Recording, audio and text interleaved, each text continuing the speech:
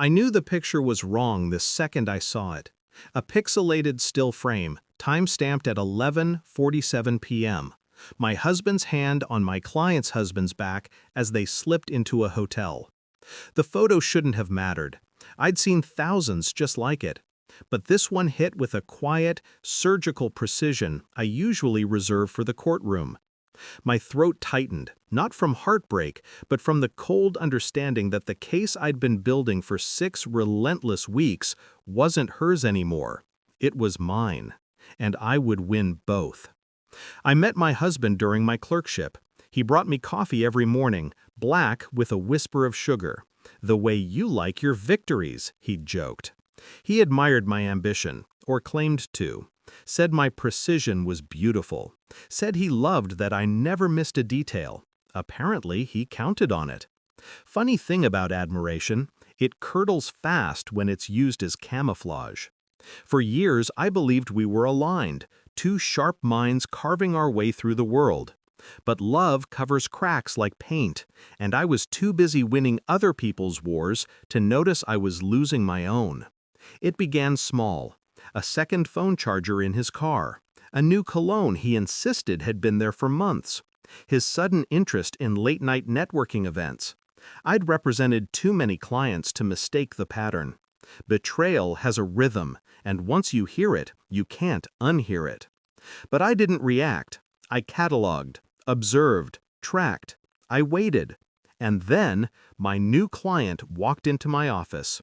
A woman with trembling hands and a voice sharpened by humiliation. "My husband is cheating," she whispered.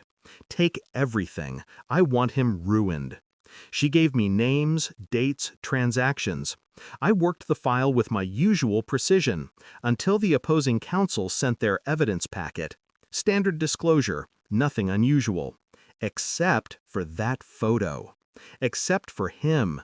Except for the unmistakable watch I'd given him on our 10th anniversary, the one he said he barely wore. I didn't scream, didn't cry, didn't confront him that night as he slept beside me, oblivious.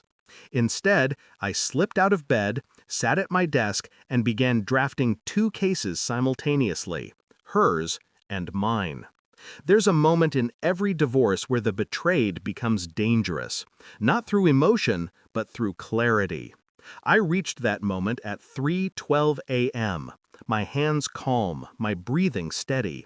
He wanted secrecy. I would give him exposure. He wanted an easy exit. I would give him legal annihilation.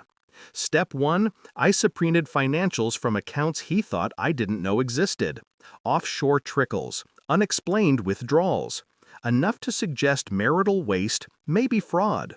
Step 2, I quietly moved my personal assets, inheritance, property shares, retirement accounts, into protected trusts. All legal, all impenetrable.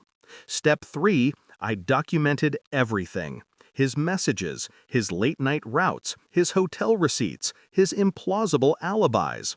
I built a timeline so precise it could cut glass. Step 4, I strengthened my client's case. Her husband, my husband's lover, would walk into court with his sins pinned to him line by line. She'd get her share, more than her share. Step 5, I filed my own divorce petition at dawn. Served him at his office. Let the shock bloom on his face while his coworkers watched. 20 years in the field teaches you exactly where to strike so the collapse looks natural. Courtroom 3B, 9 a.m.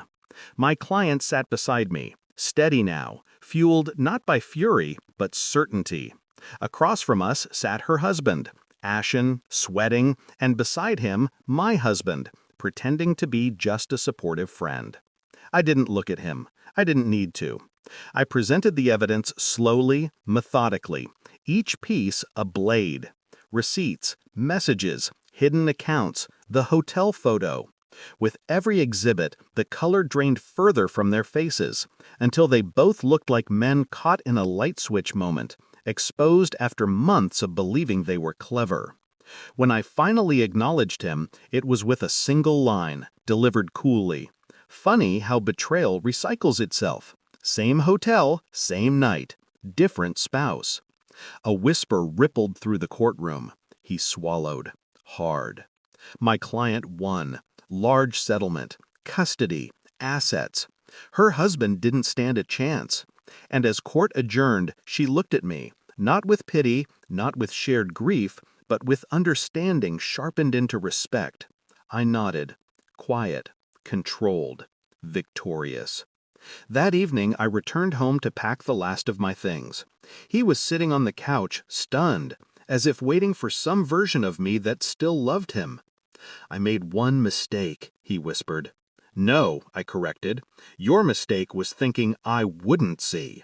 I walked out with nothing but my suitcase and the satisfaction of knowing I'd dismantled the entire architecture of his double life with the same precision he once claimed to admire. Freedom didn't feel like triumph. It felt like silence, clean, final, and earned.